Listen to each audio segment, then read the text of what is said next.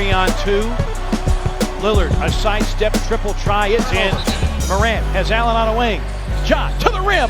Lays it up and in, and the Grizzlies have the lead. Hazonia and the takeaway.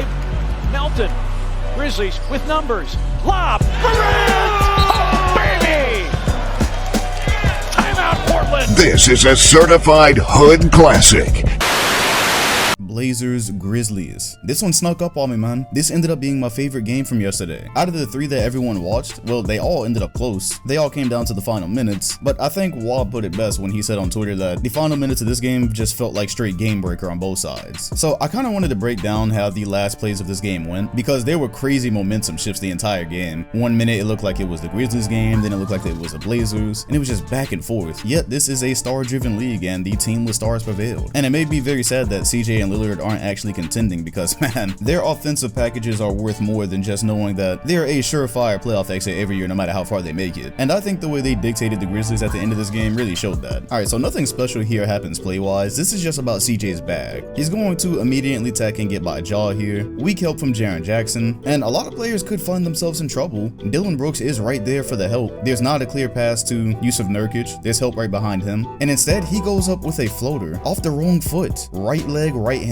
The man is so skilled it doesn't matter. I think it's things like this that CJ does that in real time don't look like they were that difficult, but he really is one of the more skilled offensive players in the league. Speaking of skill, Nurkic right back like he never broke his leg. Had a crazy game. Here he's gonna fake a handoff to Damian Lillard and just attack. Jackson was clearly preparing for the screen action, definitely wanting to get to Damian Lillard so he didn't get an open 3, and it's that gravity, that pull, that's gonna free Nurkic up to crown this one. Speaking of skill, round 3. Yeah, this is just too big, too fast, too strong. I am better than you. I noticed Jackson pulled this out in a scrimmage as well. The little Euro step to dunk, that is powerful, man. With the left as well. Yes, it always helps to have a player that can just say, I'm better than you. Zach Collins is gonna get Lillard a screen here, and this is beautiful. Goes under the legs and uses his speed to split the gap here. Actually doesn't use the screen. Of course, this completely throws Jaren Jackson off. He is getting ready for the threat of Lillard to come left. Brooks is also preparing for the screen, and Lillard just leaves them both in the dust. Now, crazy thing is, Brandon Clark actually had good help here. Well, decent help. Showed him a body, had a block attempt, and Lillard starts going up straight and double clutches to finish with the left. I am better than you. This is great playmaking by Lillard. This time the Zach Collins screen is used, and instead of just whipping him a pass on the perimeter, he sends it to McCollum, which gives Zach Collins time to dive and collapse the defense, especially given that Jaren Jackson, again, preparing for that Lillard threat. It's going to take him a bit to recover here. That forces Brandon Clark over, and that sets things up perfectly for one of 2 clutch Melo 3s. In 2020, by the way, things ain't all bad, and CJ McCollum just at the top of his bag this time, nothing crazy. Zach Collins screen, Jaren Jackson has to switch on, and instead of going all the way, especially as the Grizzlies defense is collapsing, just stop and pop. With a hand in his face, that wasn't a terrible contest by Jaren Jackson, but for CJ, that's not really contested, and being able to stop on a dime like that, valuable. Now this setup from Lillard was even better than his last. Making the play to give the floor time to set itself up, rather than just making the first pass that you see, well, that's exactly what he's done the last play, that's what he does here. He's gonna get right by Dillon Brooks, that always helps. Defense immediately has to collapse in. Ja Morant just stunts a bit here, but you've got Clark and Melton, both set of eyes on Lillard. Maybe he could have just sent this pass to Melo originally, but there is definitely a high chance of it getting stolen, and also Melton could have pretty easily made that rotation. It would have been contested. So he whips a pass around Dillon Brooks, a bounce pass by the way, also kind of risky, but boy was it pinpoint and unexpected. And since he's so deep in the paint, Clark and Brooks are all over him. That leaves Melton on a defensive island, nobody able to rotate to Melo in time, and 2 for 2 in the clutch. You love to see it. Absolutely nothing better than Melo in an empty gym. And just like that, all of a sudden, it was the Grizzlies with their backs against the wall. Ja Morant starts the attack here. Looks like maybe he was going to get 2 screens, but him and Jaren Jackson damn near run into each other. Not that it really mattered, because Morant's already got his defender at an angle. Melo is already looking ready to help for either Morant's drive or Jackson's dive. Could have been either one. Either way, that leaves Brandon Clark unattended to. And honestly, this was crazy. It looked like Morant almost lost this. I can't tell who tipped it, whether it was Melo or whether it was Trent, really can't tell. But he manages to get it up, and Clark manages to tip it in. Nearly fell out, danced on the rim, and we're looking at a tie game. In OT here, more CJ. Turns out this Zach Collins screen is pretty popular. Brooks gets caught up on it, and Jaren Jackson obviously is not wanting to commit fully, especially because this is kind of a tough angle to get a shot off on, and it just doesn't matter because this is well within CJ's bag. The little sidestep, Brooks still manages to get a hand up. Dare I say CJ McCollum is underrated. Here it's CJ drawing the defense in, gets into a bit of trouble as he's already in the air, and Morant came all the way over to help. So he just makes the obvious pass that he sees is to Trent, one, Trent immediately whips it to Lillard, and that's well within his range. That is Lillard range. So he's gonna fake it, gets Dillon Brooks off balance at an angle. That opens up the attack. And of course, you've really got no choice but to try and commit here if Lillard is driving. So really no good options because Trent was 4 out of 5 for threes this game. I do love in this play though that Dillon Brooks really had to take the threat of a Damian Lillard three-pointer multiple feet behind the line seriously. That really set this whole thing up. By this point, Portland is just seizing momentum and maybe some tired legs. And wouldn't you guess it, is that Collins' screen? Lillard attacks quickly,